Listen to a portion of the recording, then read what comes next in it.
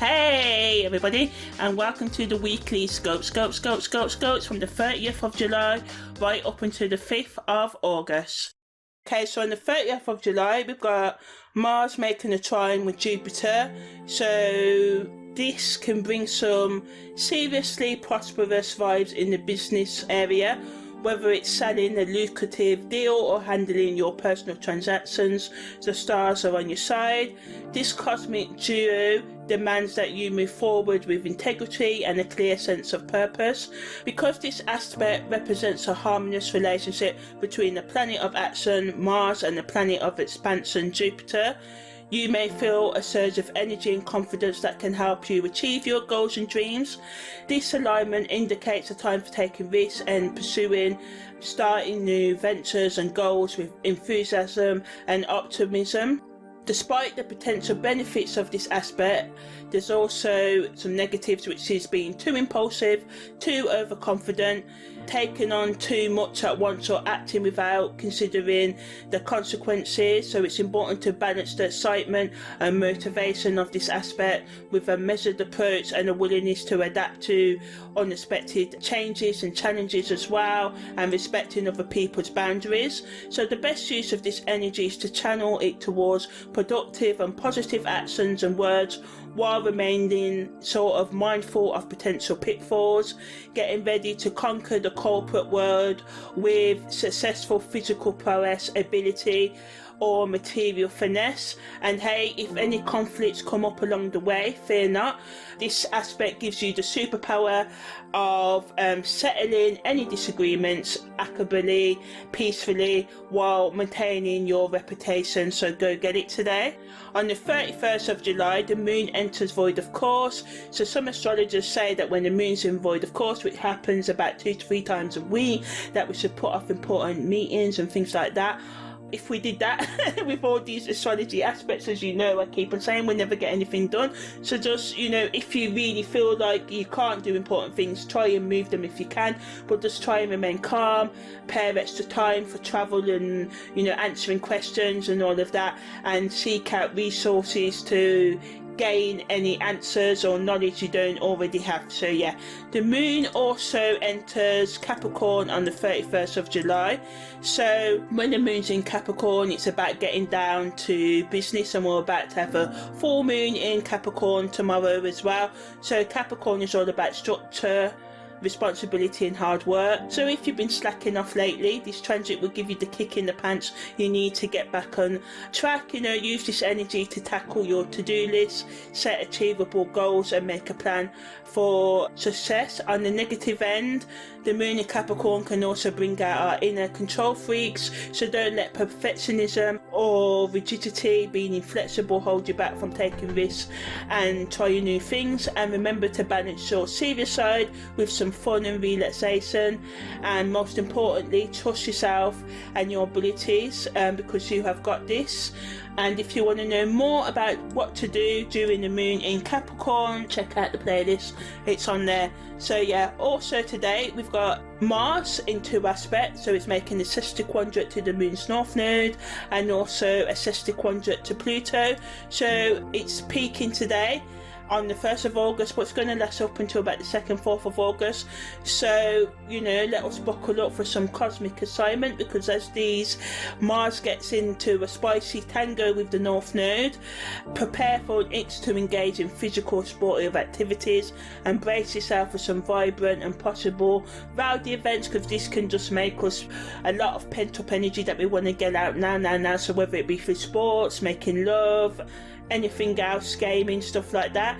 Also remember that right now it's all about teamwork, and some of you may be under pressure, and there can also be conflicts and a lot of drama today, so just watch out for that, especially in the ways that you say and do things as well. The best use of this energy is to focus on your personal growth and development, especially in areas related to your career and life purpose.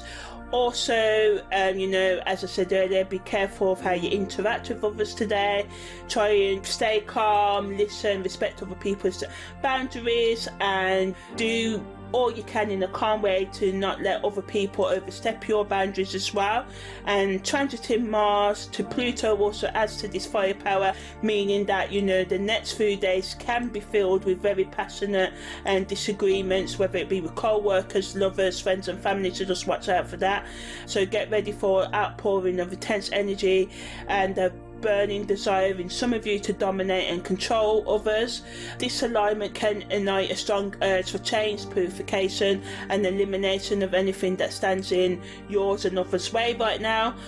So, you know, beware of this cosmic dance that can bring out the worst in us, and watch out for obsessions and even violence right now. So yeah, although Mars sextil Pluto can be intense because it may bring about a desire for power and control.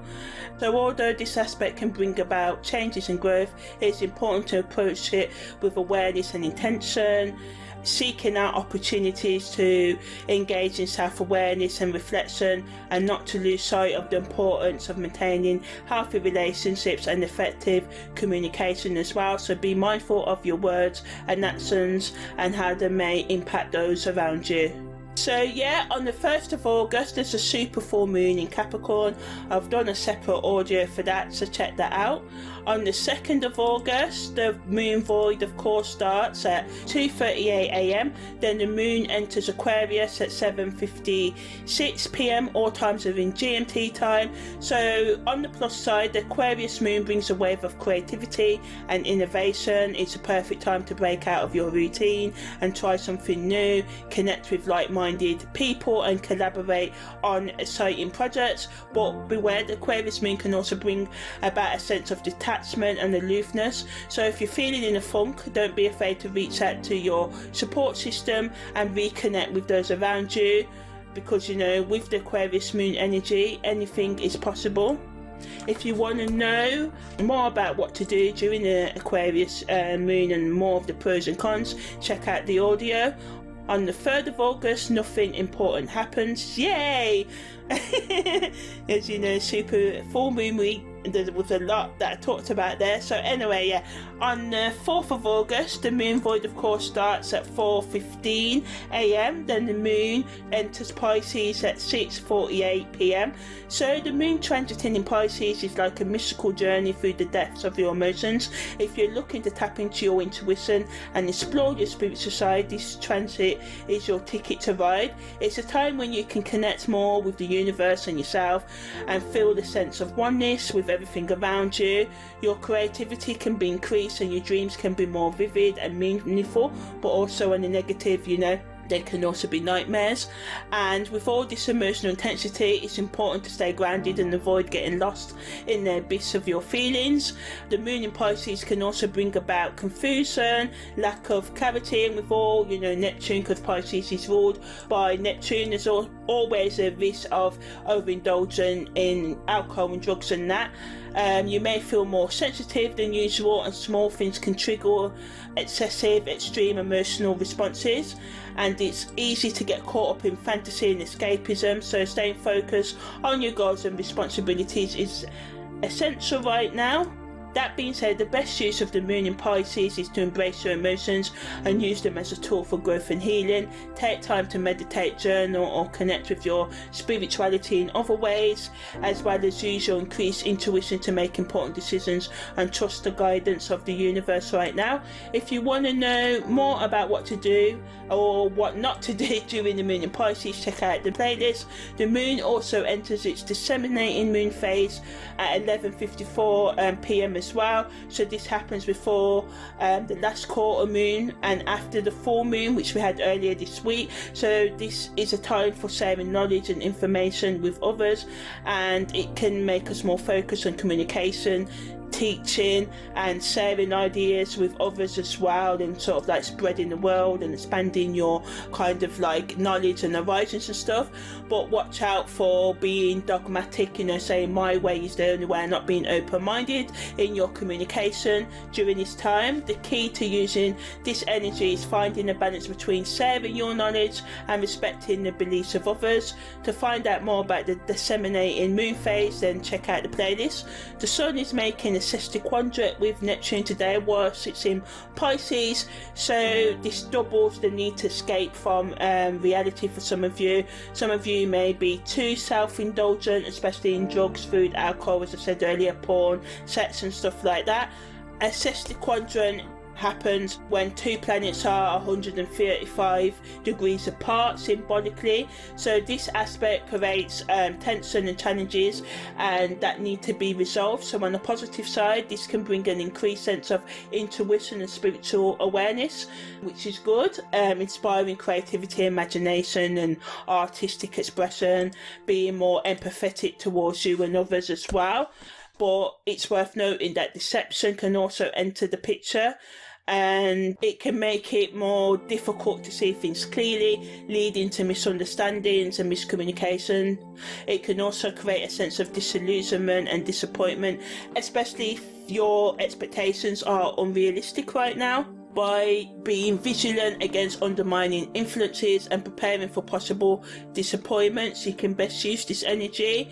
And fear not though, as there is a glimmer of positivity amidst this cosmic dance of illusion.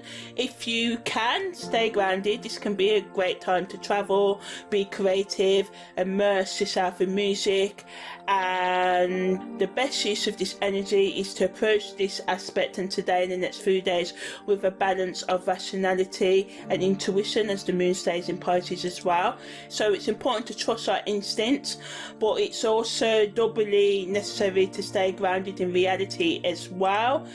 And overall, this aspect and the Pisces moon can be a powerful opportunity for personal growth and spiritual transformation if we use it to explore our inner selves and connect more with our more higher consciousness side. On the 5th of August, the Sun makes a square with transiting Jupiter, so this can be a wild ride because the moon's also still in Pisces. So this cosmic clash can bring influential folks, people out of hiding, making it easier to connect with those who are important. So this can be government officials, your boss and stuff like that. But here's the catch: don't let the law of speculation and risk taking cloud your judgment, because overconfidence and carelessness can be our worst enemies today, potentially leading to costly mistakes, so watch out for that. And don't forget to pay attention to those pesky little details that can make or break your grand plans today. And also watch out for some philosophical clashes or conflicts with authority along the way, because people can argue over, whose beliefs are right and whose ways right to do this or that, so just watch out for that. So ultimately, the Sun making a square to Jupiter can be a good time to be confident, optimistic, and to focus on our personal growth. It gives us opportunities for success, abundance, and good fortune.